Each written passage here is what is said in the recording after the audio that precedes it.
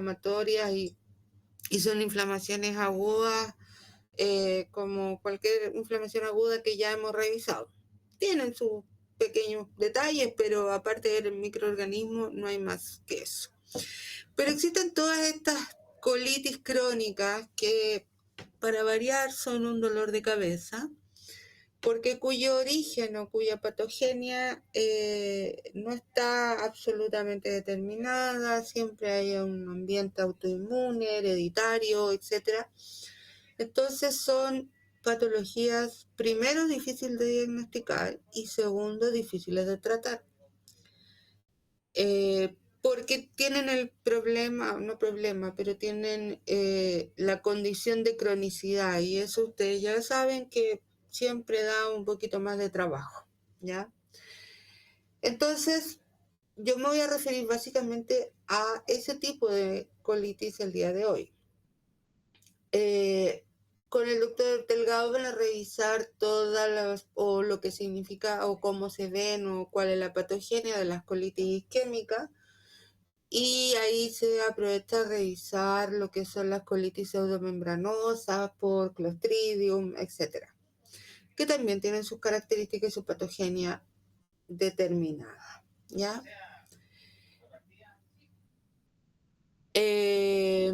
Entonces,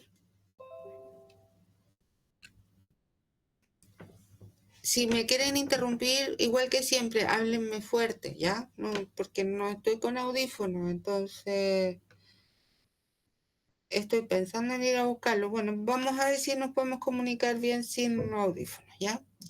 Bueno, vamos a empezar a hablar entonces de la enfermedad inflamatoria intestinal y eso básicamente son dos tipos de enfermedades, ¿ya? La colitis ulcerosa y la enfermedad de Crohn. Ambas son, ¿de qué tipo de colitis, aparte de ser crónicas?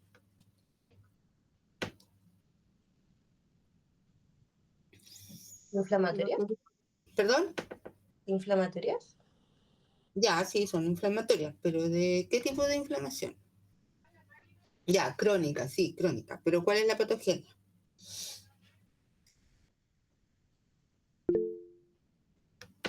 ¿Alguien levantó la mano? Acuérdense que yo no los veo. Ya. Ah, sí, eso, Josefina. Autoinmune. Autoinmune, muy bien. En el fondo, ese es la patogenia de estos dos tipos de enfermedades.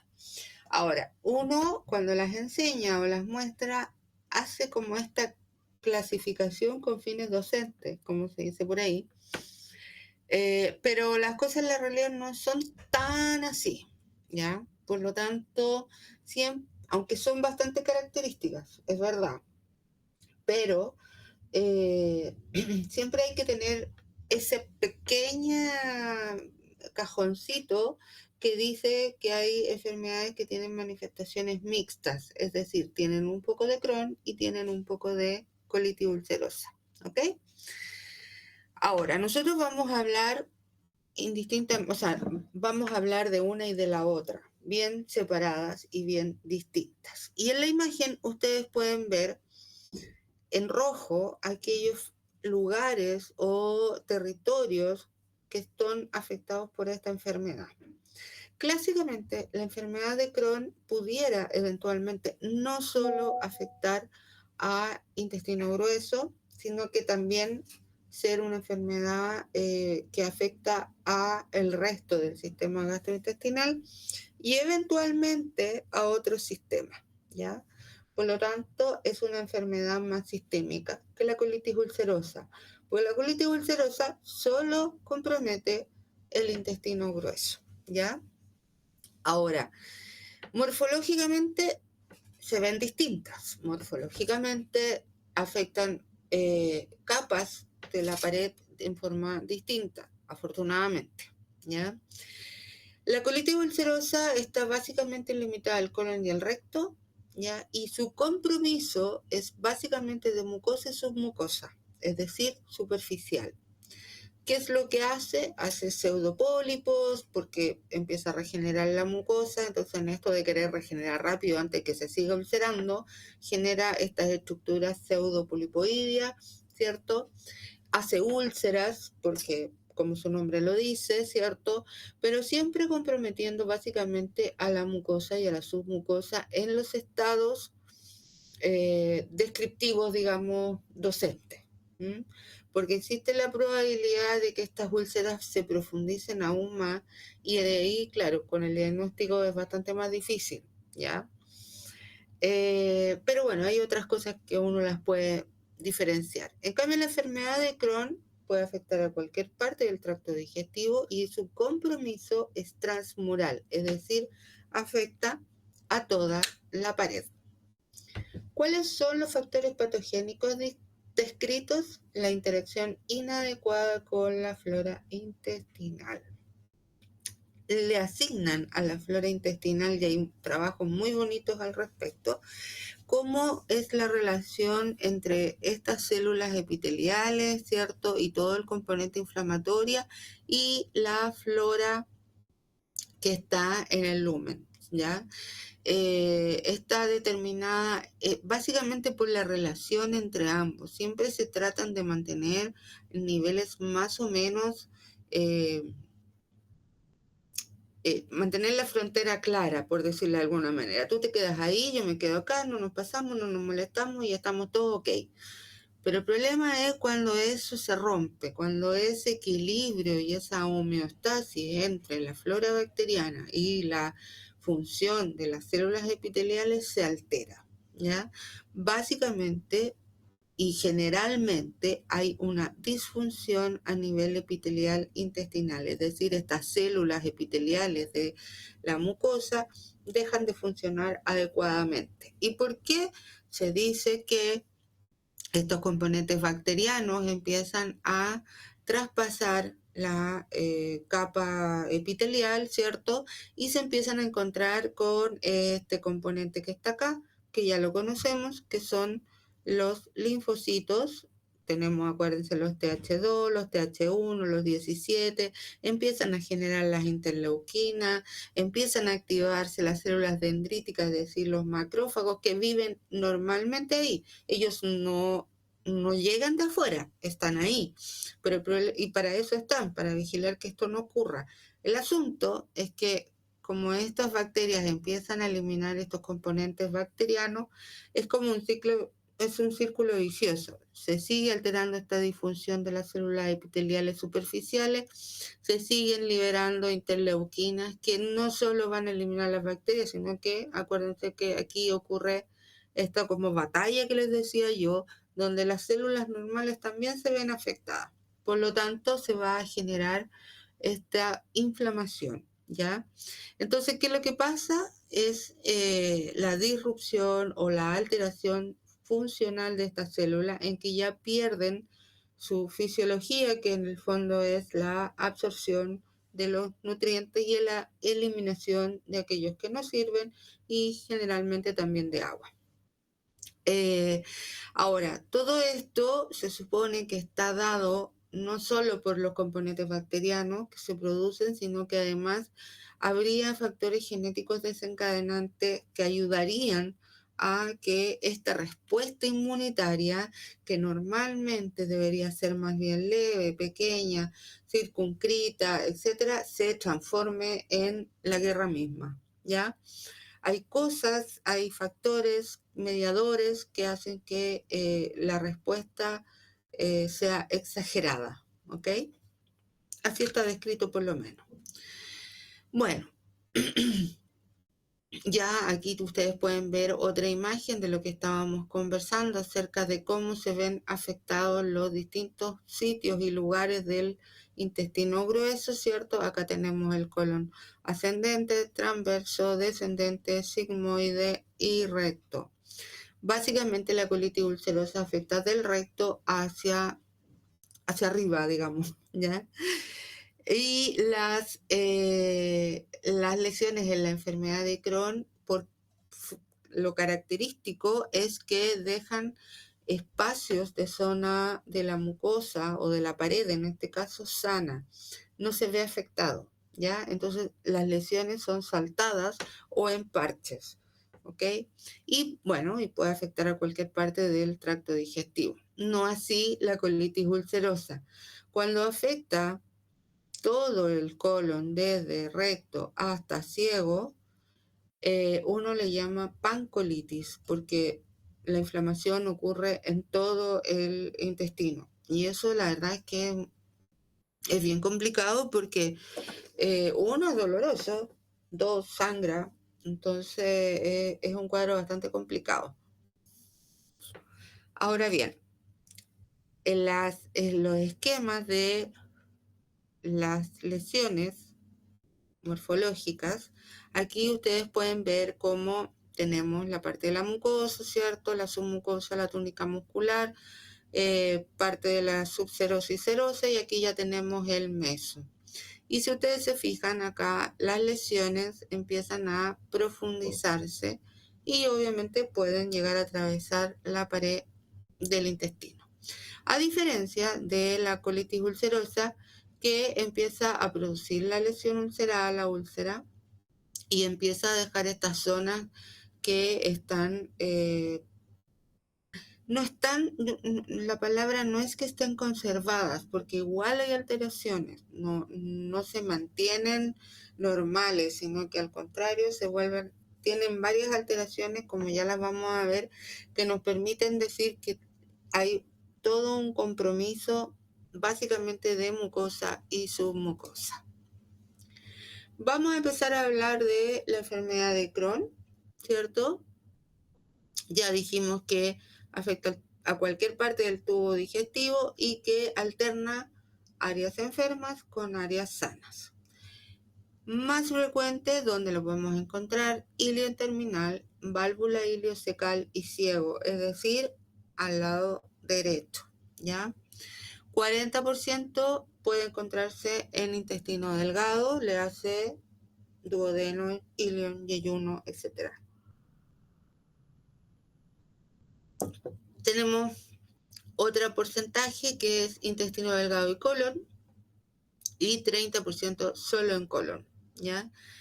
¿Cuál es el asunto? El asunto es que existe este porcentaje de lesiones que está en el intestino delgado y en el colon. Entonces, si yo tengo una lesión en el colon que me está costando manejar, probablemente además hay lesiones en el intestino delgado. Así como está esto, ya está este otro porcentaje que no es menor, que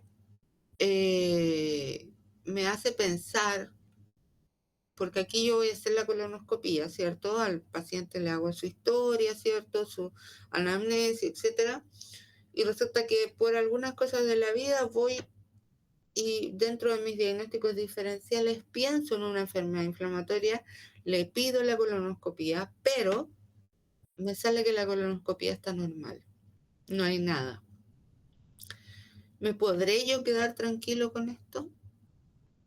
No, porque tengo que pensar que existe la afección en el intestino delgado, y ojo que el intestino delgado cuesta estudiarlo porque no le pueden meter un tubo como en la colonoscopía ni la endoscopía. Ese es como un lugar en el fondo un poco misterioso porque como que nadie llega. Ahora hay algunos estudios a través de como cámaras de video que se tragan, etcétera, y que estudian el intestino delgado, ¿ya? ¿Cuáles son las lesiones clásicas de esto? Las lesiones en parches, acuérdense, saltadas, es decir, mucosa sana con otra que está alterada, etc. Una estenosis frecuente, porque acuérdense que hay una inflamación, esta inflamación produce lesiones, fisuras, úlceras y demás. Esto se trata de reparar a través de fibrosis, y esta fibrosis empieza a descontrolarse un poco o cuando es mucho y empieza a producir la estenosis por la retracción, ¿ya? Entonces, cuando tengamos una obstrucción intestinal, podemos pensar en una enfermedad diverticular, como lo van a ver después, que también se inflaman, le produce inflamación, etcétera, pero también repara con fibrosis y puede llegar a producir estenosis, pero no se olviden nunca de la enfermedad de Crohn, que también puede producir estenosis y una estenosis muy severa que puede llegar a la obstrucción intestinal. ¿Ok? ¿Qué otras cosas vamos a ver más agudas? Las úlceras aftosas que son confluentes, ya las vamos a ver, y que da a la colonoscopía una imagen de un empedrado. ¿Alguien sabe lo que es un empedrado?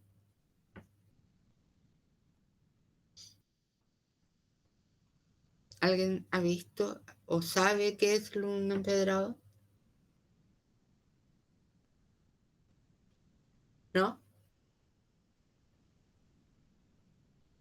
Hay, a ver, en el tiempo de la colonia cuando andaban las carrozas con los caballos y las calles no eran pavimentadas lisitas, sino que eran así como con adoquines, como con ladrillos, ya, eso es la forma de empedrado, ¿ok? Así es que lo pueden buscar después en internet. Ya, y lo que vamos a ver en la histología son fisuras en pliegues, ya, y que estas fisuras tienen ciertas características. A diferencia de la colitis ulcerosa, que la colitis ulcerosa hace la úlcera hacia abajo, ¿cierto? En forma perpendicular al eje de la túnica muscular, ¿cierto?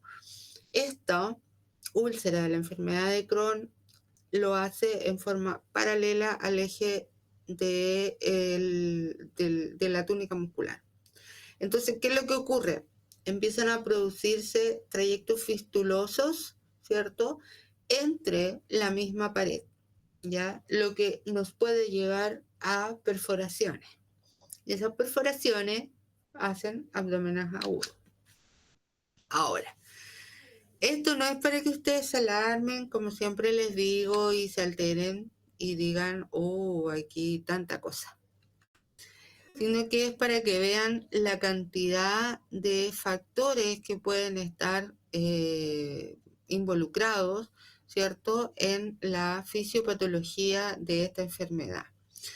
Tenemos desde lo que dijimos, las alteraciones en las enfermedades inmunológicas, la relación con la microbiota, factores de riesgo genéticos, factores ambientales como el cigarrillo, por ejemplo, las dietas reducidas en fibra, ¿cierto? El uso de antibióticos en forma, digamos, indiscriminada, etcétera. ¿Ya? Son muchos factores los que influyen para este tipo de lesiones. Las características clínicas, como ya les decía, también son hartas, por eso que siempre hay que tenerla como en mente, porque puede estar asociado a alteraciones como artritis o artropatías, ¿ya? Lesiones en los ojos, alteraciones cutáneas, alteraciones en el hígado, renales, pulmonares, etcétera. Entonces es como muy amplio el espectro de lesiones que puede dar. Por eso que uno siempre tiene que tenerla, por lo menos, la enfermedad de Crohn ahí, en el tapete, ¿ya? Bueno, y a la macroscopía básicamente lo que uno ve es esto. Aquí tenemos un intestino grueso, esta es la parte del ciego, esta es la válvula secal, ¿cierto? No se alcanza a ver el ilion distal. Pero si ustedes se fijan, comparando estas dos áreas, estas de acá, estas dos, con esto que está acá, se ve un poco distinto. ¿Qué le ven de distinto? ¿Alguien me puede decir?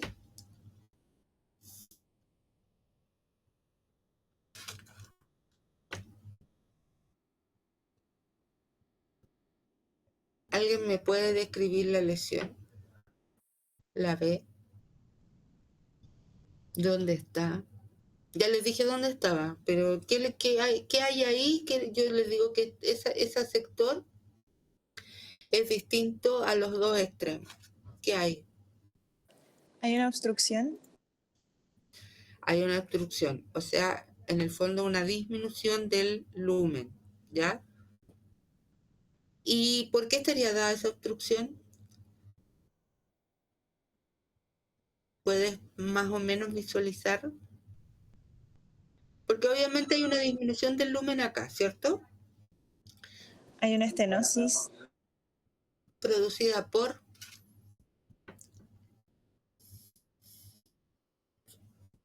Mira, aquí, por ejemplo, ahí tenemos, ahí viene, este es un sector que está como normal, ¿no es cierto? Concluyamos eso. Si nosotros miramos la pared aquí a este nivel, vemos que está, bueno, relativamente delgadita, igual que acá, ¿cierto? Pero ¿qué le pasa a esta pared aquí? ¿Qué le empezó a pasar? Se engrosó. Se engrosó. Y yo no necesito sacarle un corte histológico a esto para ver que aquí, donde lo que se ve más gruesecito, es blanco. Normalmente el tejido muscular también es blanco, es decir, la túnica muscular es gruesa, o sea, uno la ve y la ve como blanco grisáceo, pero nunca se ve tanto. Si ustedes se fijan ahí, no se ve tanto. En cambio acá yo la veo bastante bien y la veo blanquita. No la veo tan grisácea. Bueno, ya sí, me pueden decir sí, se puede ver, ya, sí.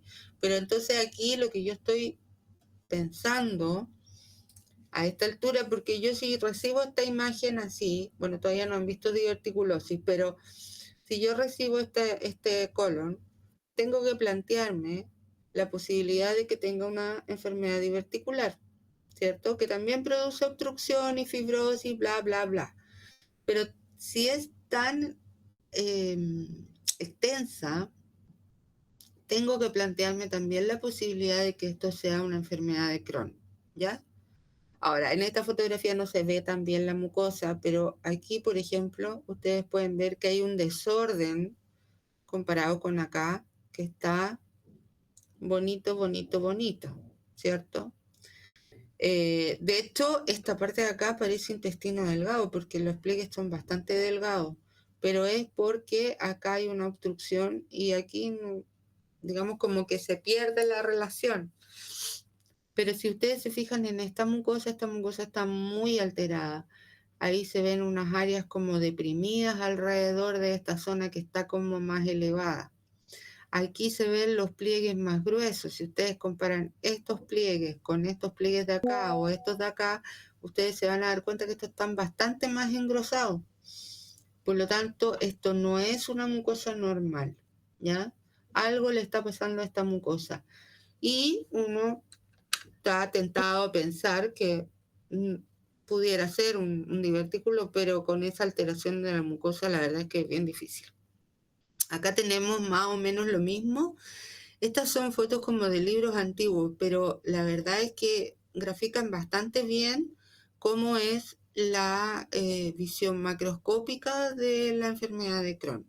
Aquí, por ejemplo, tenemos lo mismo desde otro punto de vista, ya donde hay una estenosis, pero del intestino delgado. ¿Ok?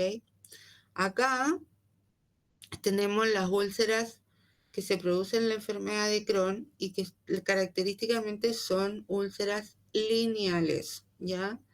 Son así, larguitos. Y esto es lo que yo les decía que daba como aspecto de empedrado, porque como da la úlcera se produce esta zona de depresión, ¿cierto? Porque la úlcera es una depresión que traspasa la muscular de la mucosa, pero en este sector empieza a quedar los restos de la mucosa. Entonces se ve como que está más elevada. Agréguenle la inflamación, el edema, la congestión y todo. Entonces pareciera que está más elevada. Y por último, aquí se ve como la inflamación, esto es tejido adiposo, y se ve como el tejido adiposo también está como edematoso, es decir, tiene edema, congestión, porque acuérdense que la inflamación es una inflamación transmural, por lo tanto pudiera eventualmente llegar al tejido adiposo adyacente. ¿Sí? ¿Les queda como meridianamente claro? Sí, doctora. Ya, gracias por contestar. Ahora, ¿alguien me puede describir la imagen de la izquierda?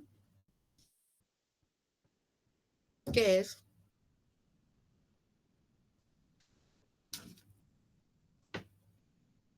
¿Es el recto?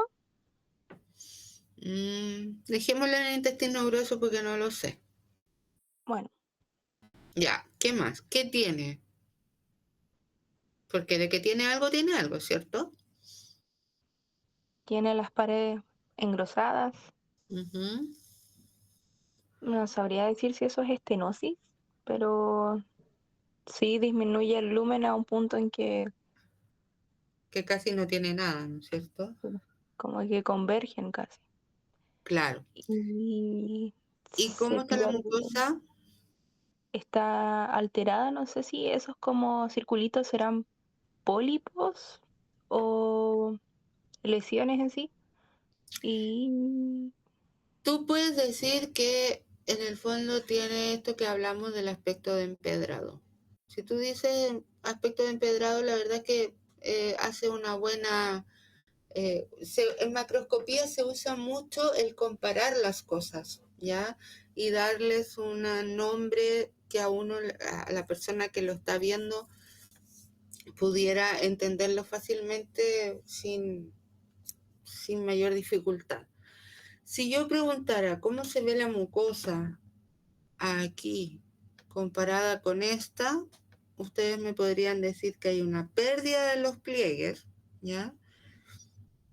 Y la mucosa adopta un aspecto de empedrado, ¿sí? ok, Ya, les quedó clara esa parte entonces. Ahora, esto es una pieza quirúrgica que ya está fijada, ya está pasada por formalina, entonces cuando yo la corto así, así, es durita, ¿ya? Pero acá tenemos una imagen de una colonoscopía y este es el aspecto que habitualmente tiene el colon en la enfermedad de Crohn, ¿ok? Este es el aspecto sin fijar de el aspecto de empedrado, ¿ya? Para que no se les olvide a aquellos que les guste la endoscopía. Y todo esto que se ve ahí blanquito, no esto porque eso es brillo, pero todo eso que se ve ahí es fibrina, que es la que está encima de las lesiones ulceradas o las fisuras en este caso. Entonces, ¿qué es lo que vamos a tener en la histología? En la histología vamos a tener una distorsión arquitectural de las glándulas, es decir, hay una pérdida de las criptas, ¿ya? Y las glándulas tienden a estar bifurcadas, es decir, normalmente las glándulas o las criptas son una sola que va derechita hacia abajo, ¿no es cierto? Aquí se empiezan a deformar, entonces en vez de ser una derechita para abajo, a veces son dos, y es lo que uno dice que la glándula se ramificó, ¿ya? La pared intestinal. Ahora, esa distorsión arquitectural, es decir, la pérdida de la arquitectura, habitualmente se ve en la enfermedad inflamatoria, en ambas enfermedades inflamatorias. Eso solo está hablando de que el daño es un daño crónico, pero no me está diciendo que eso es una enfermedad de Crohn, ¿ok?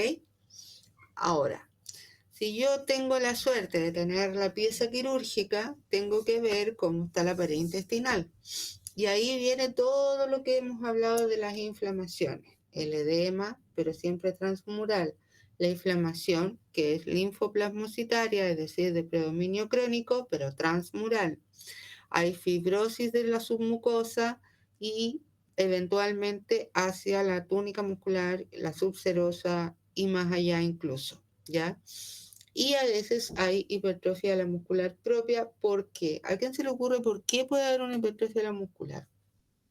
Porque acuérdense que la inflamación es transmural. ¿Pero por qué habrá una hipertrofia?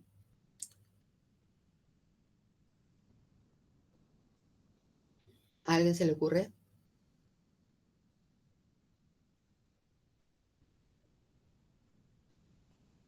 ¿se genera constipación en este tipo de enfermedades o no? Espérate, ¿cómo? Constipación. Hay en... Ellos pasan por periodos de constipación y de diarreas también. Mira, aquí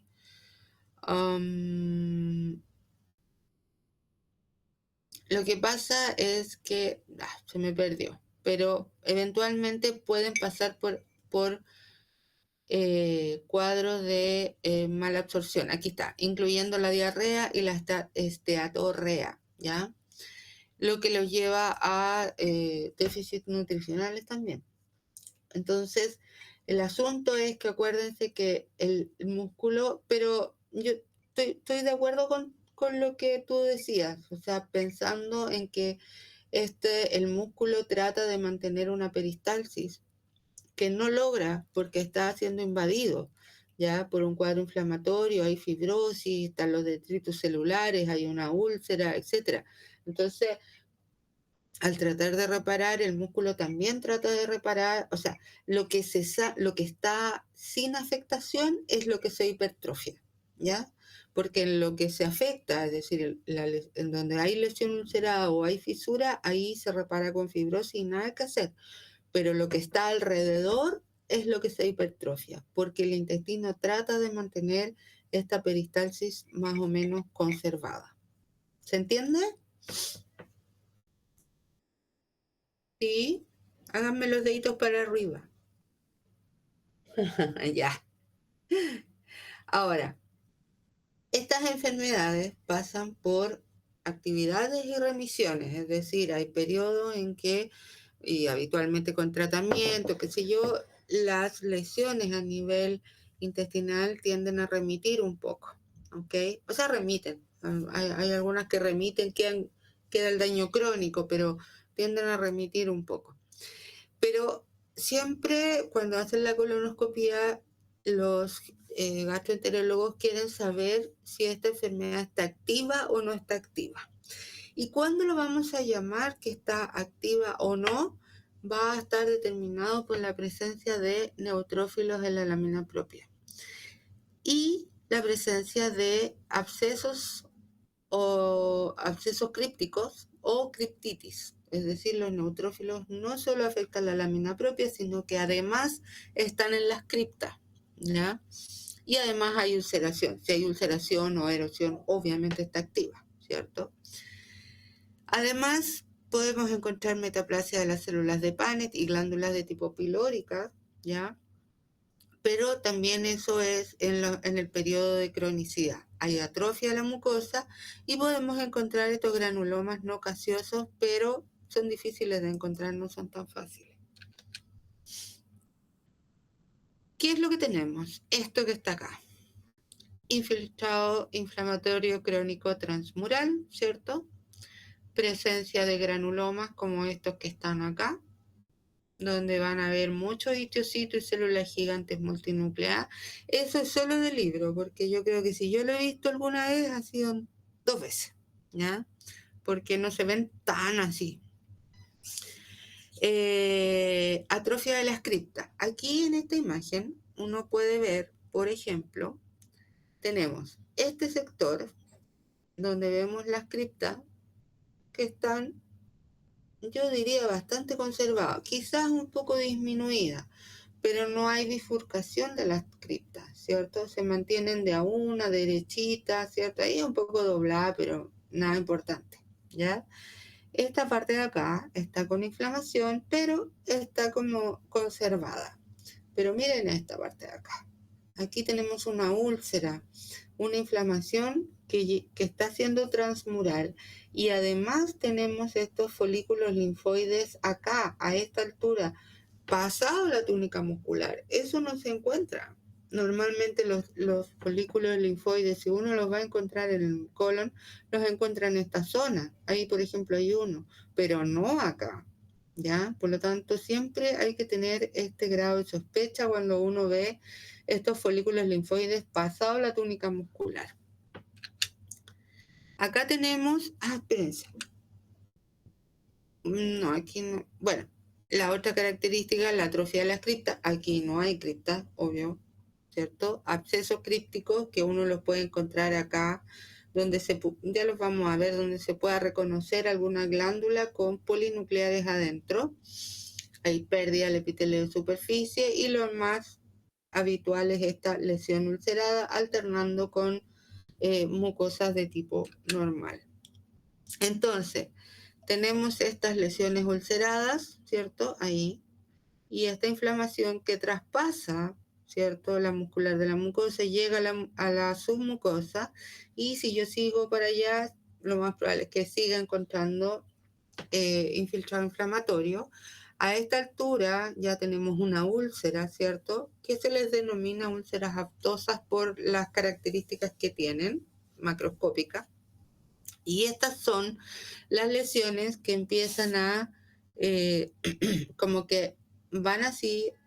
Este es el eje de la pared, ¿cierto? Aquí tenemos la mucosa, la submucosa y aquí la túnica muscular. Entonces empiezan así, pero en alguna parte del camino empiezan a hacer esto.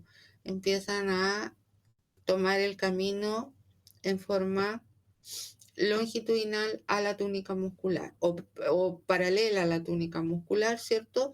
Y empiezan a ocupar la submucosa eventualmente o puede ser más profunda incluso. Y así como esta úlcera empieza a proliferar acá, se produce otra úlcera acá y ambas dos pueden coalescer, es decir, unirse y hacer que la profundidad de la úlcera sea aún mayor. Y eso es lo que eventualmente pudieran producir la perforación. También se le llaman lesiones o lesiones ulceradas elongadas como serpiente, por esto, por cómo se van distribuyendo en forma paralela a la túnica muscular, ¿sí?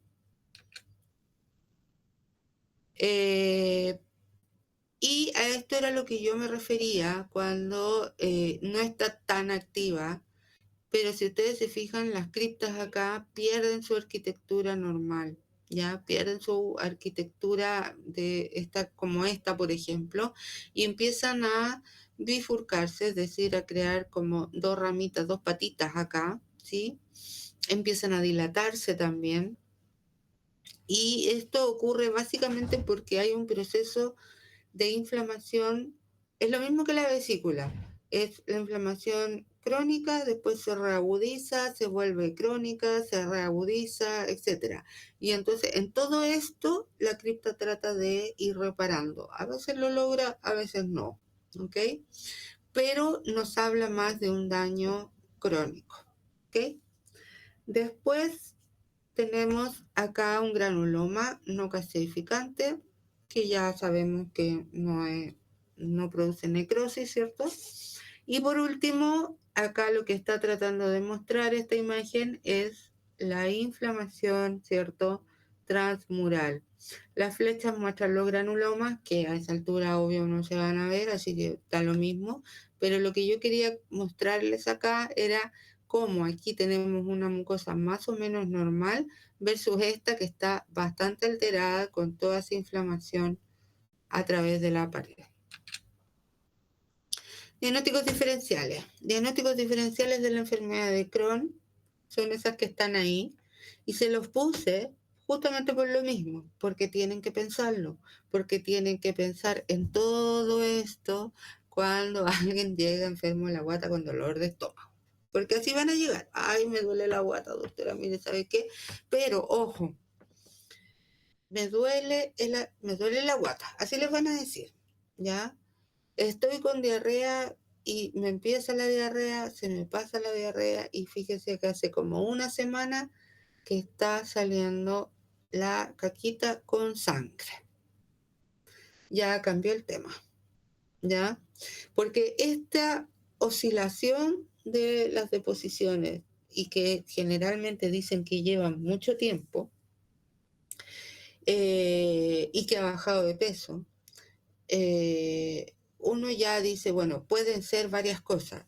Puede ser desde las colitis infecciosas que se vuelven estas medias tórpidas, como la tuberculosis, como la salmonela, la yersinia, que ojo, ha aparecido por ahí, ¿ya?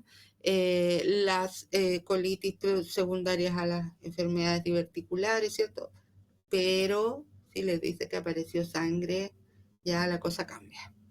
¿Por qué? Porque recuerden que estas enfermedades inflamatorias, no solo el Crohn, sino que la colitis ulcerosa, producen úlceras, producen sangramiento. Por lo tanto, vamos a tener hemorragias digestivas bajas, que hay que estudiar, ¿ya? Entonces, dentro de los diagnósticos diferenciales tenemos la colitis ulcerosa, la colitis indeterminada, que era la que yo les decía desde un principio, que uno no puede distinguir entre una u otra. En una primera opción, a veces pasa que a medida que la enfermedad va evolucionando, como que va agarrando más características y uno se va afirmando más en el diagnóstico, ¿ya? Ahora es importante siempre hacer controles con colonoscopía porque no solo nos va a importar hacer el diagnóstico, es lo mismo que pasa con la enfermedad celíaca, sino que nosotros tenemos que ir evaluando, bueno, los que hagan clínica, ir evaluando cómo va avanzando la enfermedad, porque la enfermedad a veces responde al metotrexato, pero a veces no. Entonces, si no responde, hay algo que está pasando, no tiene un diagnóstico adecuado, hay que revisar el diagnóstico, hay que revisar si el paciente realmente está haciendo la dieta o no, etcétera, ¿ya? Así que ojo con la colitis indeterminada. En un principio a lo mejor no está claro, pero a medida que la enfermedad avanza, uno pudiera eventualmente ir pronunciándose hacia uno u otra. Las colitis infecciosas, ya decíamos, las que producen granulomas, básicamente la yersinia, la salmonela, tuberculosis. Hoy en día, ¿qué quieren que les diga? Y por último, la colitis segmentaria asociada a los cuadros de diverticulosis.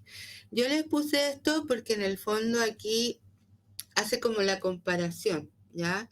Por eso me gusta ponerles esto de este sitio, porque hace como uno semiológicamente a veces puede hacer la diferencia. A veces pide cosas de morfología, pero sirve para el estudio. Ok, ¿estamos claros con la enfermedad de Crohn? ¿Sí?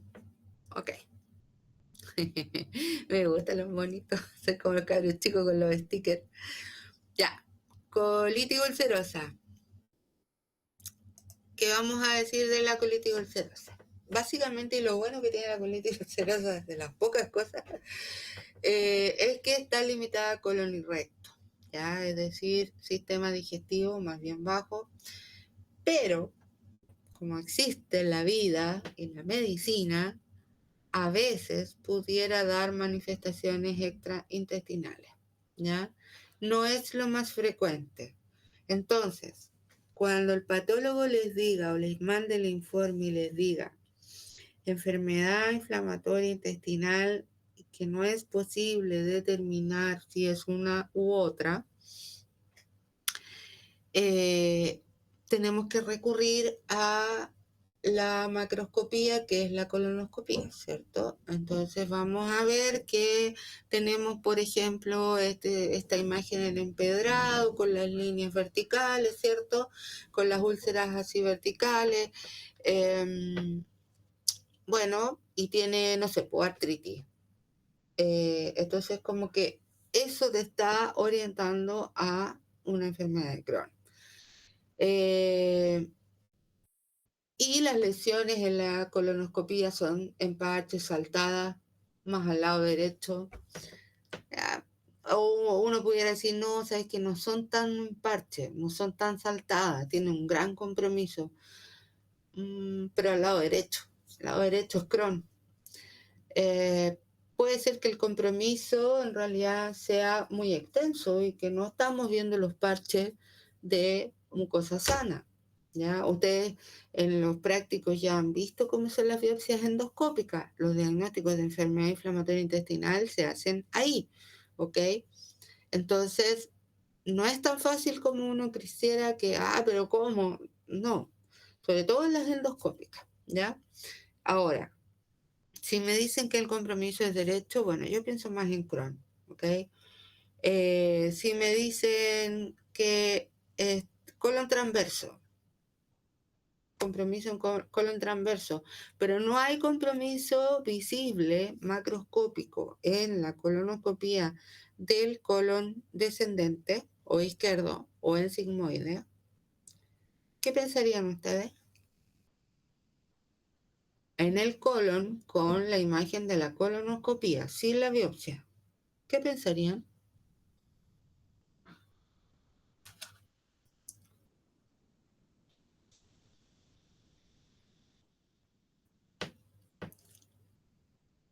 alguien se le ocurre?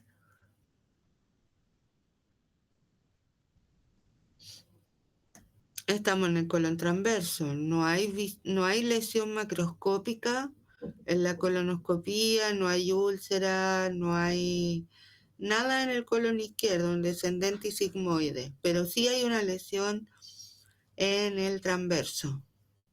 ¿Podría ser una colitis ulcerosa? ¿Quién dice que sí? A ver.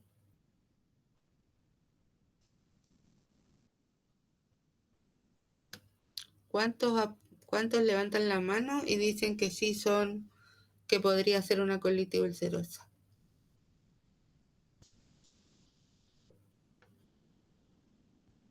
¿Cuántos dicen que necesitan la biopsia? Sí, ya sé que estás pensando. Ya, ¿cuántos dicen que podría ser una enfermedad de Crohn? Que lo más seguro es que sea una enfermedad de Crohn.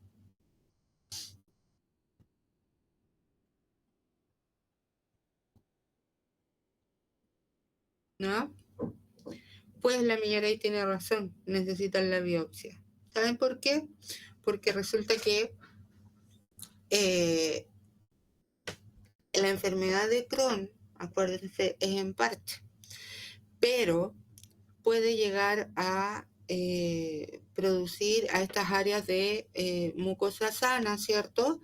Y entre medio aparecer estas úlceras, pero también puede aparecer este tipo de mucosa, lo que me hace pensar en que hay un daño que pudiera eventualmente existir a nivel del lado izquierdo del colon, pero no estarlo viendo, ¿ya? Porque lo que más me va a dar esta imagen al colonoscopio es un engrosamiento leve de los pliegues, no mucho, ¿ya? Entonces, que uno está pensando en que eventualmente es una enfermedad de Crohn porque está en parche, qué sé yo, pero resulta que cuando yo veo la biopsia está así. Esta imagen también la puede dar la colitis ulcerosa. Y si yo sigo todo el resto del colon con las biopsias, me hacen unas biopsias escalonadas y todos los pedacitos, es decir, 10 pedacitos, 11 pedacitos, están todos alterados, lo más probable es que sea una colitis ulcerosa, no una enfermedad de Crohn, ¿ya? Porque la colitis ulcerosa, si bien tiene la afectación completa, no está activa toda la colitis ulcerosa. No sé si me logran entender el punto. No toda está con la úlcera, no toda está inflamación aguda, no toda, sino que también hay alteraciones crónicas, ¿ya?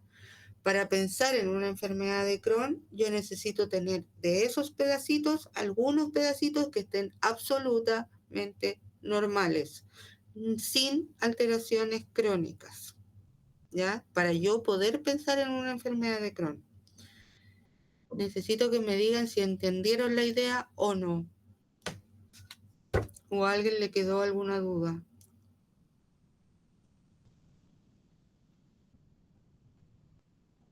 Pero hacer una consulta Dígame. respecto a eso.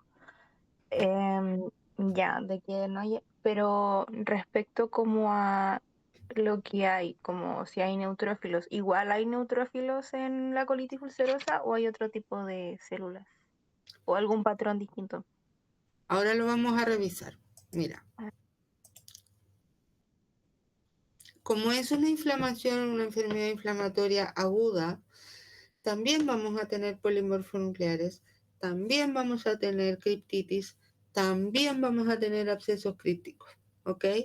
Por lo tanto, el patrón de inflamación aguda igual lo vamos a tener, ¿ya? Para mal nuestro, y como bien dice el nombre, también produce úlceras, ¿ok? Ahora, ¿cómo vamos a ver la macroscopía de esta enfermedad de Crohn? Cuando está activa, vamos a ver una mucosa roja, muy granular, las úlceras, pero estas úlceras cambian un poco. No son como la úlcera derechita que estábamos viendo en la enfermedad de Crohn y que después se corría un poco para los lados. Es como la del Crohn es igual que una serpiente. Piensen en una serpiente delgada, digamos, no tan ancha, no una boa, pero son como, como delgaditas y tienen esta forma serpenteante, ¿ya? La úlcera de la colitis ulcerosa no es así, es la úlcera al tiro, es la de base ancha, es la grande, ¿ok? Esa es la úlcera de la colitis ulcerosa. Por lo tanto, lo que va a generar, así como la úlcera serpenteante de la enfermedad de Crohn es confluente con otras úlceras que se encuentran un poco más alejadas, esta lo que va a hacer, como es grande, deja estas islas grandes de mucosa que va a estar alterada, la mucosa va a estar alterada y empieza a producirse una hiperplasia de la cripta que hace unos pseudopólipos que no existen en la enfermedad de Crohn, ¿ok? Tampoco en la colitis ulcerosa hay un engrosamiento mural como lo hay en la enfermedad de Crohn. ¿Por qué? Porque normalmente esta afectación no es transmural, por lo tanto la fibrosis no es tan importante, a diferencia de la enfermedad de Crohn.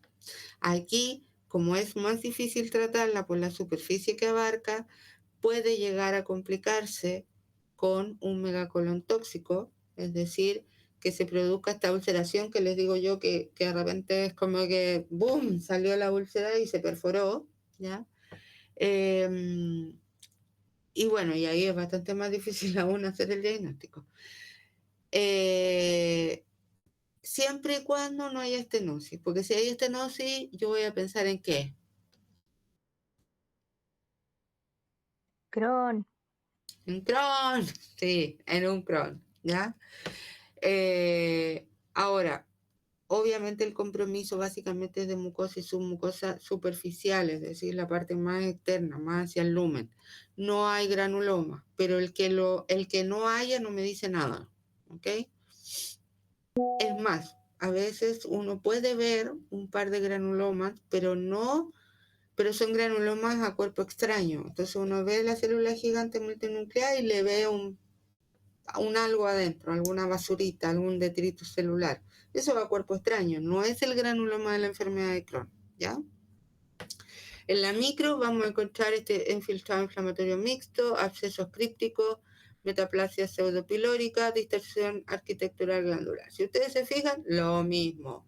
Si la única diferencia es la extensión de la lesión, tanto en forma longitudinal como en profundidad. Y acá tenemos una enfermedad una colitis ulcerosa, ¿cierto?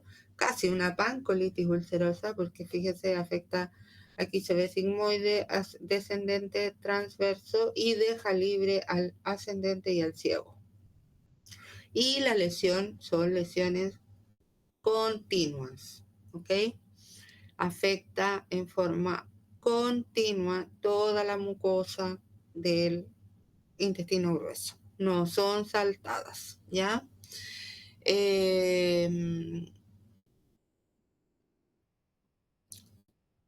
Ojo con esto, ¿ya? Porque por eso les digo, no es tan fácil llegar y decir, no, esto es una pancolitis, esto es una Crohn, o esto, no, lo que uno les enseña es como lo clásico, pero siempre tienen que acordarse de que la colitis ulcerosa también puede afectar a esta parte, al colon ascendente y al ciego, puede dar en esta zona alteraciones parchadas, ¿sí?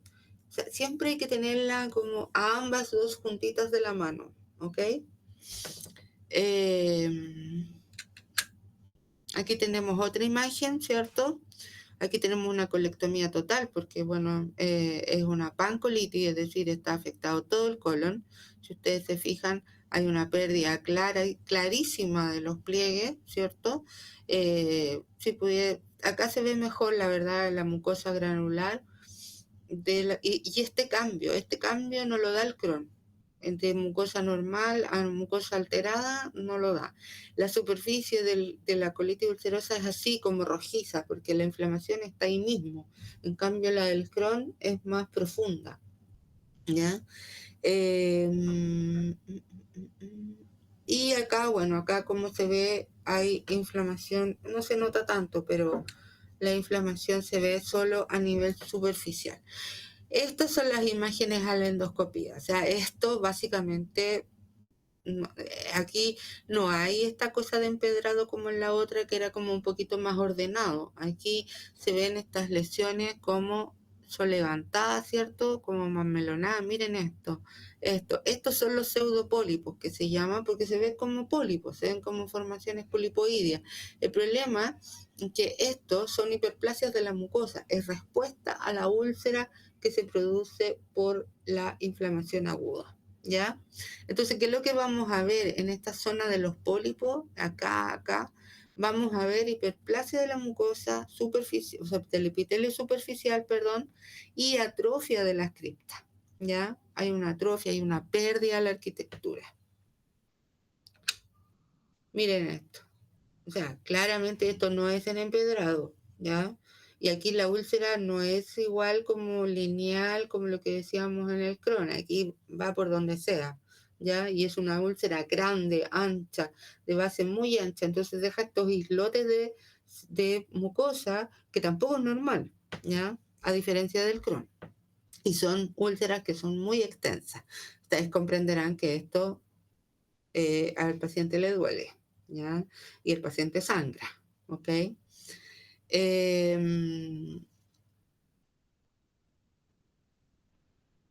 Bueno, es lo mismo que les acabo de... Y acá tenemos esta úlcera. Histológicamente lo que vamos a ver es esta úlcera, ¿cierto?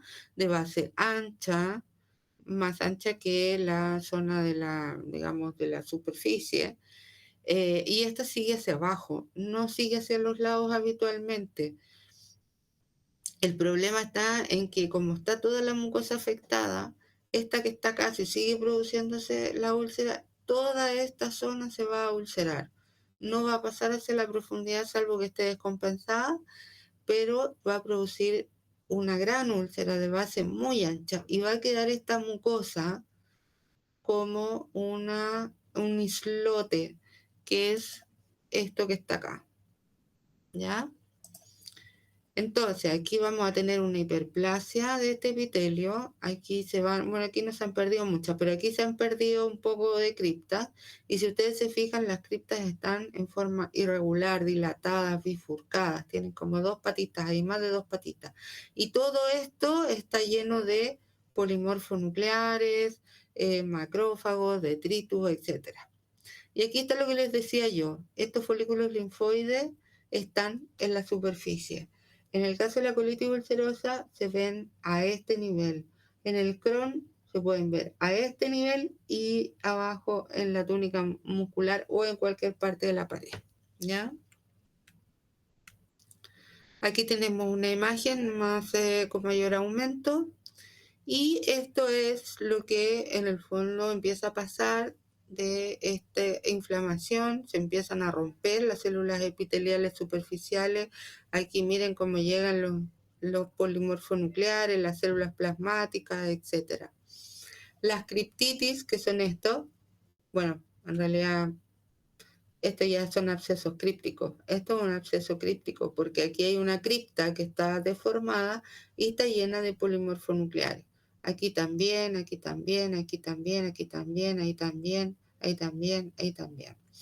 Las criptitis es cuando el lumen de la glándula no está comprometida por polimorfonucleares, sino que los polimorfos llegan hasta acá nomás, ya hasta en el fondo al epitelio de la glándula. Acá tenemos un esquema donde tenemos, o sea, una imagen donde tenemos el esquema, ¿cierto?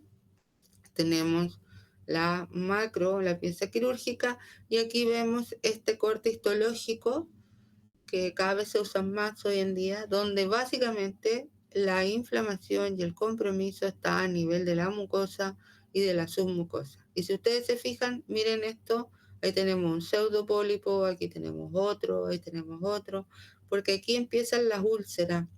Entonces empieza a quedar toda esta mucosa rezagada, alterada, inflamada, tratando de defenderse. ¿Qué nos da la clínica? Bueno, la crisis de diarrea sanguinolenta. Básicamente ustedes comprenderán que con ese nivel de úlcera y esa imagen, las diarreas son con sangre y bastante. Ya dolor abdominal, cólico, ya incluso pueden durar semanas o meses. En casos muy graves, cuando no tienen remisión. Ahora se ven poco, ya hace rato que uno no ve colectomías totales por estos cuadros. Ahora, el problema con esta mucosa que está ahí tratando de hiperplaciarse y responder a la agresión es que se puede producir la displasia epitelial. Entonces, en estas formaciones polipoideas o en lo que yo pueda reconocer de mucosa que queda después de la inflamación, tengo que buscar que haya algo que no haya o que haya algún grado de displasia o algún foquito de adenocarcinoma. El problema con eso es que cuando uno mira acá, uno dice, no, si esto no es un adenocarcinoma, no, es una cripta, qué sé yo.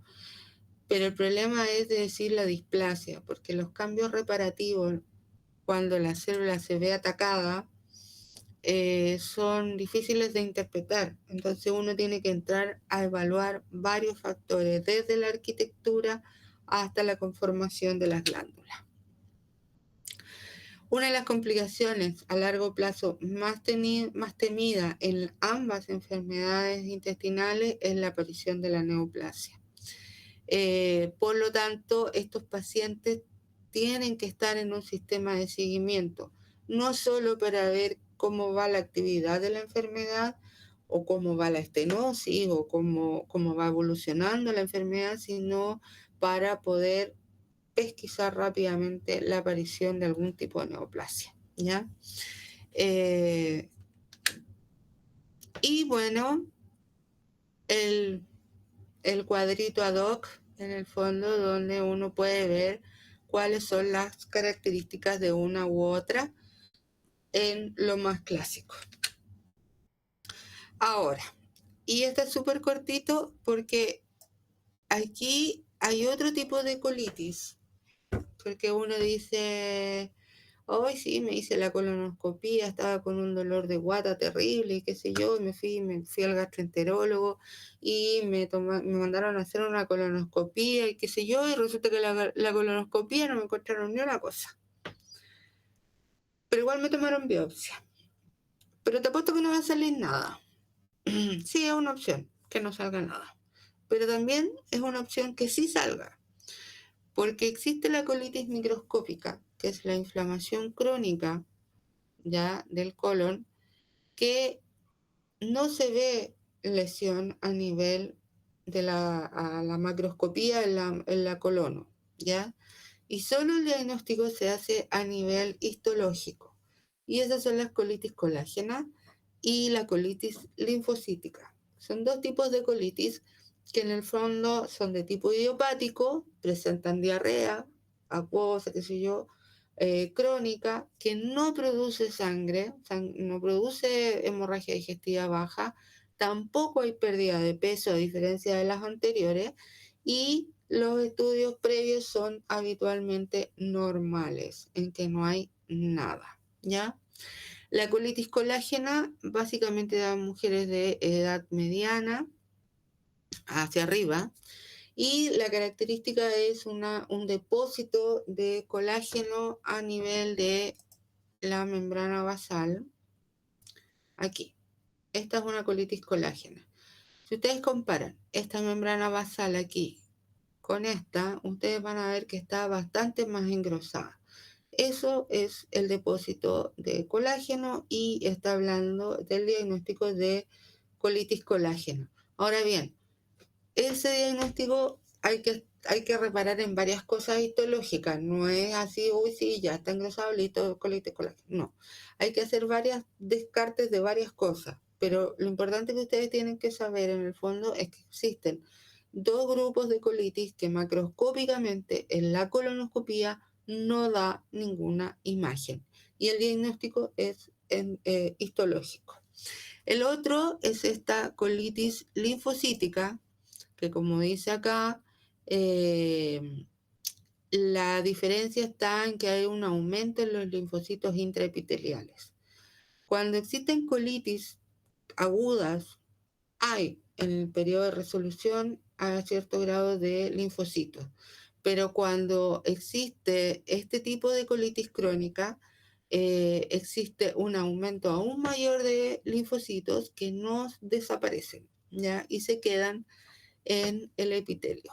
Tiene asociación con enfermedades celíacas y otras enfermedades autoinmunes como la enfermedad de Graves y todas de las que hemos hablado en todo este año.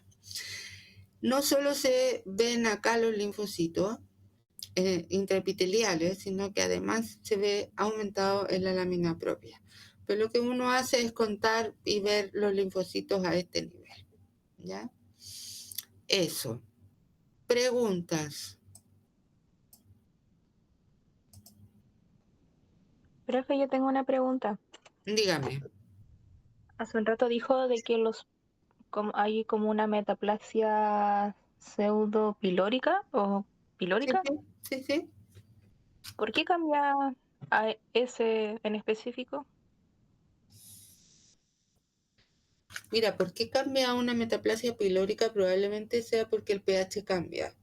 Ya, al existir la inflamación, probablemente el pH cambia y cambia harto. Entonces, una mejor glándula para resistir eso tiene que ser una como de tipo gástrica. Y por eso se llama pseudopilórica, porque no es que se cambie a pilórica propiamente tal, sino que es parecida a, morfológicamente hablando. Pero tiene que ser una glándula que sea más resistente. ¿Sí? Ah, ya. Muchas gracias. Ya, de nada. Ya, ahora, yo les quiero dejar, un encargo. No es un encargo.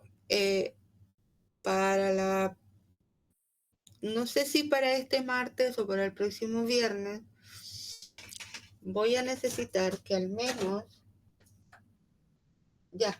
que al menos vean o busquen dentro, porque ustedes ya están haciendo semiología clínica, ¿cierto? Están yendo al hospital, ¿o no?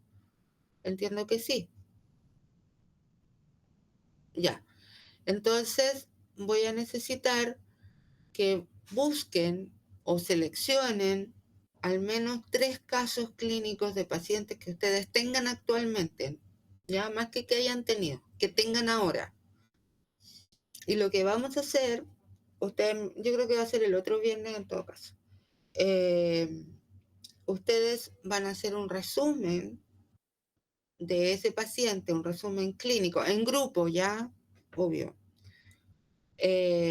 Y lo van a contar rapidito así de qué se trata, cuál es la historia rapidita del paciente y yo voy a tratar de buscarles, ya sean placas o imágenes, de lo que les está pasando a sus pacientes.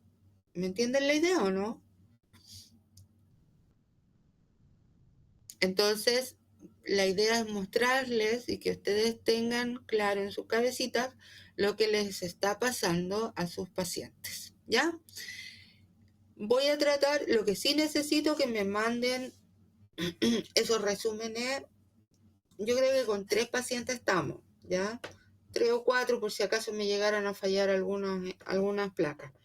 Entonces lo dejamos para el próximo viernes y ustedes me mandan durante la semana el resumen. Ojalá no más allá del miércoles para yo poder buscar las placas, porque si no, no las voy a encontrar. No las puedo buscar de un día para otro, ¿ya? Entonces, ojalá hasta el miércoles y me mandan unos 4 pacientes para tener uno por si acaso. ¿Les parece? ¿Les tinca la idea? Ya, súper. Entonces, chiquillos, estamos. Sin más que decir, un beso y un abrazo. Espero que lo estén pasando bien, descansen, bien el fin de semana. Necesario descansar. Es, muchos corazoncitos. Sí, hay que darse muchos besos, abrazos y esas cosas. Ya, chao chiquillos, cuídense.